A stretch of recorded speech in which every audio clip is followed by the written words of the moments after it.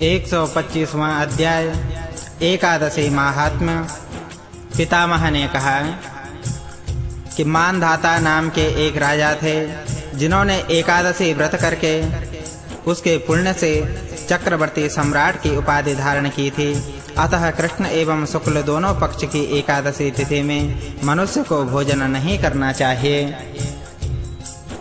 गांधारी ने 10वीं विद्या एकादशी का व्रत किया था, जिसके फलस्वरूप उसके 100 पुत्रों का विनाश उसके जीवन काल में ही हो गया था। इसलिए 10वीं से युक्त एकादशी का व्रत नहीं करना चाहिए। 10वीं के साथ एकादशी होने पर उस एकादशी में भगवान हरि का सन्निधान रहता है। जिस मास 10वीं वेद से युक्त एकादशी होती है, उसमें असुरों का सन्निधान होता है। जब विभिन्न शास्त्रों में कहे गए वाक्यों की बहुलता से अज्ञतावश संदेह बढ़ जाता है, तो उस परिस्थिति में द्वादशी तिथि को व्रत करके त्रयोदशी तिथि में पारणा कर लेनी चाहिए। यदि एकादशी एक काला मात्र ही काल गणना में रहती है, तो द्वादशी तिथि को यह व्रत उपास्य है।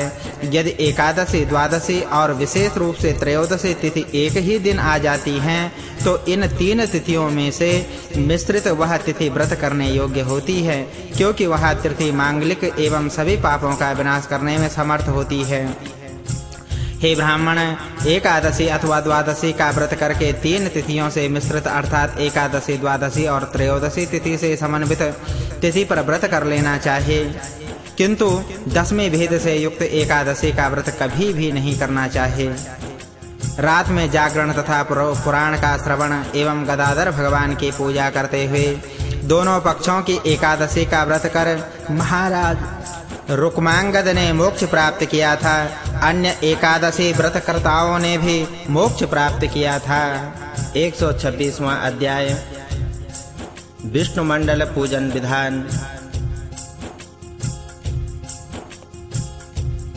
ब्रह्मा जी ने कहा, जिस पूजा को करने से लोग परम गति को प्राप्त हो गए हैं, मैं उसी भुक्ति एवं मुक्ति दोनों में समर्थ श्रेष्ठ पूजा का विधिवत वर्णन करूंगा। व्रती को सर्वप्रथम एक समय पूजा मंडल का निर्माण कर द्वार देश से उसमें पूजा प्रारंभ करनी चाहिए। मंडल के द्वार देश में धाता, विधाता और महानदी गंगा यमुना की पूजा करनी चाहिए। उसके बाद द्वार देश पर ही स्त्री, दंड, प्रचंड और वास्तु पुरुष की पूजा कर मध्य भाग में आराध्य शक्ति कूर्मदेव एवं अनंत का पूजन करें।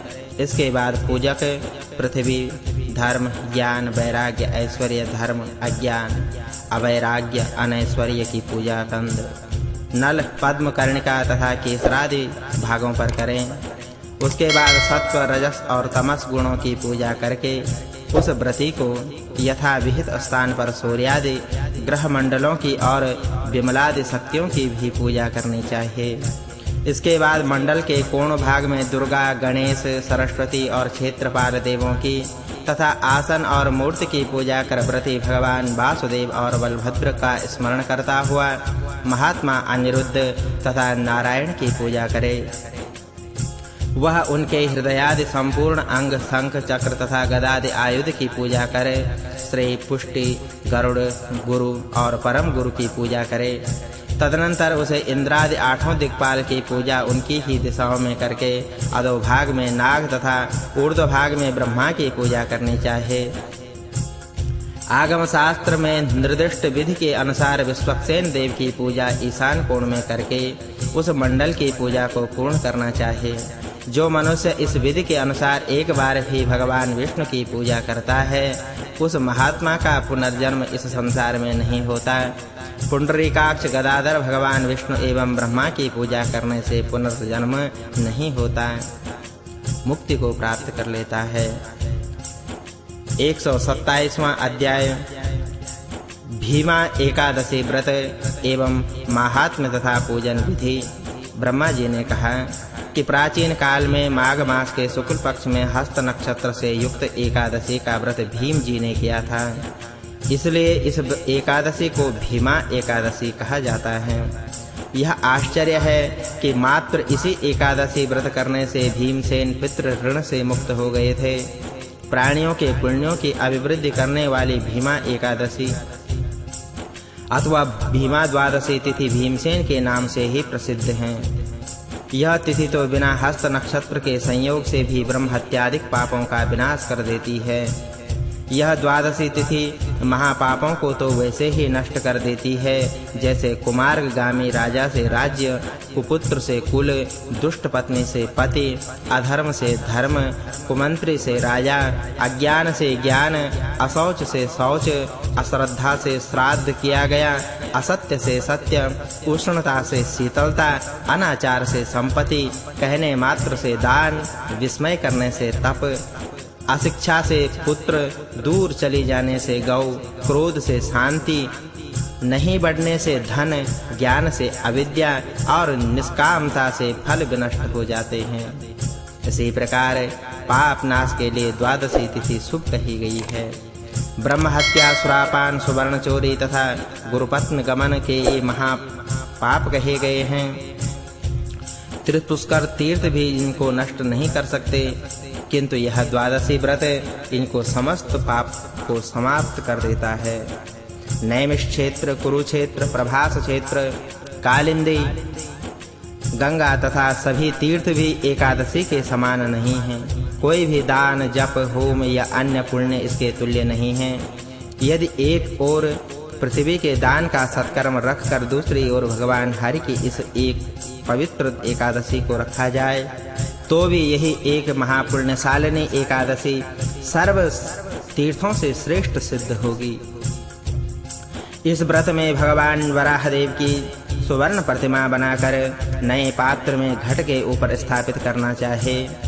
तदनंतर ब्राह्मण जन समस्त विश्व के बीजभूत विष्णु देवी की उस प्रतिमा को श्वेत वस्त्र से आच्छादित कर स्वर्ण निर्मित दीप आदि का उपचारों से प्रयत्न पूर्वक उनकी पूजा करें और ओम वराह नमः इस मंत्र से उन विष्णु के चरण कमलों की पूजा करें। क्रोड़ा कृतये नमः इस मंत्र से उनके कटि प्रदेश का पूजन करें। उसके बाद ओम गंभीर घोषाय नमः इस मंत्र से उनकी नाभि प्रदेश की पूजा करें। ओम श्रीवत्स धारणे नमः इस मंत्र से उनके वक्षस्थल का पूजन करें। उसके बाद ओम सहस्त्रशिरसे नमः इस मंत्र से उन भगवान की भुजाओं का पूजन करें। ओम सर्वेश्वराय नमः इस मंत्र से उन देव के ग्रीवा भाग की पूजा करनी चाहिए। उसके बाद व्रती को चाहिए कि ओम सर्वात्मने नमः इस मंत्र से मुखमंडल को पूजे और ओम प्रभवाय नमः इस मंत्र से भगवान के ललाट भाग की पूजा करे और ओम सतमयूखाय नमः इस मंत्र से भगवान चक्रधर हरि की केश राशि की विधिवत पूजा करनी चाहिए। इसी प्रकार भगवान विष्णु की विधिवत पूजा को समाप्त कर व्रती रात्रि में जागरण करते हुए भगवान हरि के महात्म्य को प्रतिपादित करने वाले पुराण की कथा का श्रवण करें। तदनंतर प्रातः काल स्वर्ण निर्मित वराह सहित सपरिवार भगवान की इस मूर्ति को अपेक्षा रखने वाले ब्राह्मण को दे करके पारणा करें। इस विधि विधान से व्रत करने से मनुष्य पुनः माता के गर्भ में उत्पन्न होकर स्तन का दूध नहीं पान करता, अर्थात उसका पुनर्जन्म नहीं होता, मुक्त हो जाता है। इस पुण्यशालिनी एकादशी का व्रत करने से प्राणी को पितृ, गुरु एवं देव इन तीनों ऋणों से मुक्ति मिल जाती है। यह व्रत सभी व्रतों का आदि स्थान है। इस व्रत को करके मनुष्य अपने समस्त मनोवांछित फल को प्राप्त करने में सफल होता है। 128वां अध्याय व्रत परिभाषा तथा व्रत में पालन करने योग्य नियम और अन्य ज्ञातव्य बातें। ब्रह्मा जी ने कहा, हे व्यास जी, जिन व्रत को करने से नारायण भगवान संतुष्ट होकर सब कुछ प्रदान करते हैं उन व्रतों को मैं कहूँगा। शास्त्र के द्वारा वर्णित नियम पालन व्रत कहलाता हूँ और वही तप है। व्रती के कुछ सामान्य नियम इस प्रकार से हैं, उनको सुनो। कि व्रती को नित्य तीनों संध्याओं में स्नान करना चाहिए, उसे जितेंद्रिय होकर भूमि पर शयन करना चाहिए, स्त्री, शूद्र और पतित जनों के साथ वार्तालाप नहीं करना चाहिए, वह पवित्र बना रहे और प्रतिदिन हवन करे। सुकृत करने वाले मनुष्य को चाहिए कि वह नियमों का पालन करे, व्रताचरण के पूर्व छौर कराम न करे।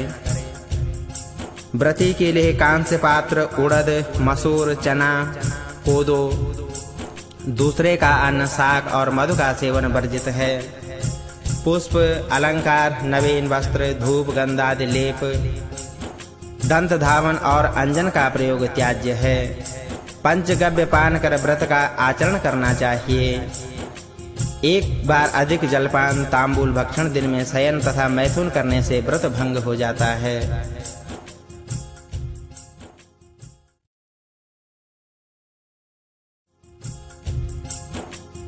व्रत का नियम बताते हुए भगवान ब्रह्मा जी कहते हैं, हे व्यास जी, व्रत करने वाले साधक को चाहे कि क्षमा, सत्य, दया, दान, शौच, इंद्रिय निग्रह, देव पूजा, अग्नि में हवन, संतोष और चोरी न करना, ये 10 सभी व्रतों के सामान्य नियम हैं, सामान्य धर्म हैं।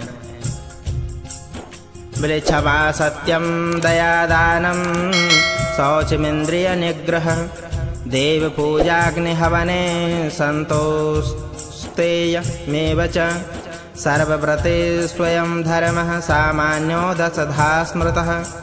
24 घंटे में केवल एक बार नक्षत्र दर्शन के समय किया जाने वाला भोजन नक्त व्रत कहा जाता है, और जो रात्रि में भोजन किया जाता है वह नक्त व्रत नहीं है।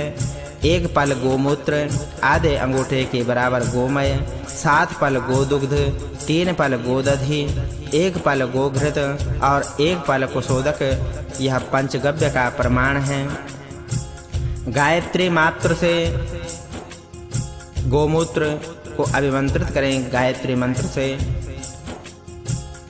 मंत्रों के द्वारा पंचगव्य को अभिमंत्रित करना चाहे। अग्न्याधान, प्रतिष्ठा, यज्ञ, दान, व्रत, देव व्रत, वेद व्रत, व्रतोत्सर्ग, चूड़ाकरण, उपनयन, विवाह इत्यादि मांगलिक कृत्य और राज्याभिषेक आदि कर्म मलमास में नहीं करना चाहिए। अमावास्या से अमावास्या तक चंद्रमास होता है। सूर्योदय से लेकर दूसरे सूर्योदय तक एक दिन, इस प्रकार 30 दिन का सावन मास होता है। एक राशि से दूसरे राशि पर सूर्य के संक्रमण काल को सौर मास कहते हैं। नक्षत्र 27 होते हैं, उनके अनुरोध से जो मास होता है उसे नक्षत्र मास कहते हैं। विवाह आदि कार्य में सौर मास लेना चाहे, यज्ञादि में सावन मास ग्रहण करना चाहे। द्वितीया के साथ तृतीया, चतुर्थी के साथ पंचमी, षष्ठी के साथ सप्तमी, अष्टमी के साथ नवमी, एकादशी के साथ द्वादशी, चतुर्दशी के साथ पूर्णिमा तथा प्रतिपदा के साथ अमावास्या का युग्म हो तो ऐसे युग्म तिथि महाफलदायक होती हैं। इसके विपरीत यदि युग्म तिथियां हों तो वह महाघोर काल है, वह पूर्व जन्म के किए हुए पुण्यों को भी नष्ट कर देता है। यदि व्रत प्रारंभ करने के पश्चात व्रत काल में ही स्त्रियों में रजो दर्शन हो जाता है तो उनसे उनका व्रत नष्ट नहीं होता। ऐसी स्थिति में उन्हें चाहिए कि वे दान, पूजा आदि कार्य किसी अन्य से संपन्न कराएं और स्नान, उपवास आदि कायिक कार्य स्वयं करें। यदि क्रोध, प्रमाद अथवा लोभवश किसी का व्रत भंग हो जाता है तो उसको 3 दिन तक उपवास करके शिरोमुंडन करा देना चाहिए। सिर के असमर्थ हो जाने पर व्रती को अपने पुत्र से व्रत कराना चाहिए। यदि व्रत काल में व्रती मूर्छित हो जाता है तो उसे जल आदि पिला देना चाहिए, इससे व्रत भंग नहीं होता। प्रतिपदा, तृतीया, चतुर्थी तथा पंचमी में किए जाने वाले विविध तिथि व्रत। ब्रह्मा जी ने कहा, हे व्यास जी, अब मैं प्रतिपदादि तिथियों के व्रतों की विधि का वर्णन करूंगा, आप उसका श्रवण करें। प्रतिपदा तिथि के एक विशेष व्रत का नाम सिखी व्रत है। इस व्रत को करने से व्रती वैश्वानर पद प्राप्त करता है। प्रतिपदा तिथि में एक भक्त व्रत करके दिन में एक बार भोजन करना चाहिए। व्रत की समाप्ति पर कपिला गौ का दान करना चाहिए। चैत्र मास के प्रारंभ में विधि पूर्वक सुंदर पुष्प, गंध, माला आदि से ब्रह्मा जी की पूजा और हवन करें। सभी अभीष्ट फलों की प्राप्ति इससे होती है। कार्तिक मास में शुक्ल पक्ष अष्टमी तिथि को व्रती पुष्प और उनसे बनी हुई माला का दान करें। यह क्रम व्रत पर्यंत चलना चाहिए। ऐसा करने से रूप की इच्छा करने वाले व्रती को रूप, सौंदर्य की इच्छा करने वाले को सौंदर्य की प्राप्ति होती है। श्रावण मास के कृष्ण पक्ष की तृतीया तिथि में लक्ष्मी के साथ भगवान श्रीधर विष्णु को सुसज्जित शैया पर स्थापित कर उनकी पूजा करें और फल की भेंट चढ़ावें। इसके बाद उस शैयादि का दान ब्राह्मण को करके व्रती ओम श्रीधराय नमः श्रीयै नमः यह प्रार्थना करें। इसी तृतीया तिथि को उमा, शिव और अग्नि की पूजा करनी चाहे। व्रती इन सभी को हविष्यान, नैवेद्य और दमनक का निवेदन करें। फाल्गुन मास में तृतीया का व्रत करने वाले मनुष्य को नमक नहीं खाना चाहिए। व्रत के समाप्त होने पर सपत्नीक ब्राह्मण की पूजा करके अन्न, शैया, पात्रादि उपस्कारों से युक्त घर का दान भवानी प्रीतमा नमः, भवानी प्रसन्न हो, ऐसा कहकर आवाहन ध्यान करना चाहिए। ऐसा करने से व्रती को अंत समय में भवानी का लोक प्राप्त होता है और इस लोक में श्रेष्ठ सुख तथा सौभाग्य की प्राप्ति होती है। मार्गशीर्ष मास की तृतीय तिथि में गौरी तथा चतुर्थी आदि तिथि में क्रमशः काली, उमा, भद्रा, दुर्गा, कांति, सरस्वती, मंगला, वैष्णवी, लक्ष्मी, शिवा तथा नारायणी देवी की पूजा करनी चाहिए। इनकी पूजा करने से व्रती प्रियजनों से होने वाले वियोगादि कष्टों से मुक्त हो जाता है। माघ मास के शुक्ल पक्ष में चतुर्थी तिथि को निराहार रहकर व्रत करते हुए व्रती ब्राह्मण को तिल का दान कर स्वयं तिल एवं जल का आहार करें। इस प्रकार प्रतिमास व्रत करते हुए 2 वर्ष बीतने पर इस व्रत को समाप्त कर देना चाहिए। ऐसा करने से जीवन में किसी प्रकार का विघ्न आदि प्राप्त नहीं होता। चतुर्थी तिथि में गणों के अधिनायक गणपति देव की यथाविधि पूजा करनी चाहिए। पूजा में ओम गः स्वाहा यह प्रणव से युक्त मूल मंत्र है। पूजा में अंगन्यास इस प्रकार से करना चाहिए कि ओम ग्लौम ग्लाम हृदयाय नमः। इस मंत्र से 5 अंगुलियों से हृदय का स्पर्श करें। ओम गाम गीम गूम सरसे स्वाहा सिर का स्पर्श करें। ओम ह्रूम ह्रीम ह्रीम शिखाय वखट शिखा का स्पर्श करें। ओम गूं कवचाय वर्मणे हुम अंगुलियों के द्वारा कंधों का स्पर्श करें। ओम गौं नेत्रत्रयाय वखट अंगुलियों के अग्रभाग से दोनों नेत्रों को स्पर्श करें। ओम गौं अस्प्राय फट यह वाक्य पढ़कर दाहिने हाथ को सिर के ऊपर से बाईं ओर से पीछे की ओर ले जाकर दाहिनी ओर से आगे की ओर ले आएं और तर्जनी तथा मध्यमा अंगुली से बाएं हाथ के हथेली पर चुटकी बजाएं, ताली बजाएं। आह्वान आदि में निम्नलिखित मंत्रों का प्रयोग करें। आवाहन करें भगवान का कि ओम आगच्छोल्काय गंधोल्कः पुष्पोल्को धूपकोल्कः दीपोल्काय महोल्काय बलिश्चाथ विसर्जनम। हे गंधगोल्क, हे पुष्पोल्क, हे धूपकोल्क अर्थात हे गंध, पुष्प तथा धूप में तेजस स्वरूप विद्यमान रहने वाले देव, आप इस रचित पूजा मंडल में स्थित दीपक में तेज प्रदान करने के लिए, महातेज देने के लिए, बलि और विसर्जन तक विद्यमान रहने के लिए यहाँ उपस्थित हों। आवाहन के पश्चात गायत्री मंत्र से अंगुष्ठादि का न्यास करना चाहिए। यह गायत्री मंत्र इस प्रकार है कि ओम महाकर्णाय विद्महे वक्रतुंडाय धीमहि तन्नो दन्तिः प्रचोदयात्। करन्यास के पश्चात इसी मंत्र से उनका ध्यान करके व्रती को तिलादि से उनकी पूजा करके आहुति देनी चाहिए। गणपति के साथ रहने वाले गणों की पूजा भी करनी चाहिए। व्रती को ओम गणाय नमः, ओम गणपतये नमः तथा ओम कूष्मांडाय नमः इस प्रकार मंत्रों का उच्चारण करके हुए उनकी पूजा करनी चाहिए।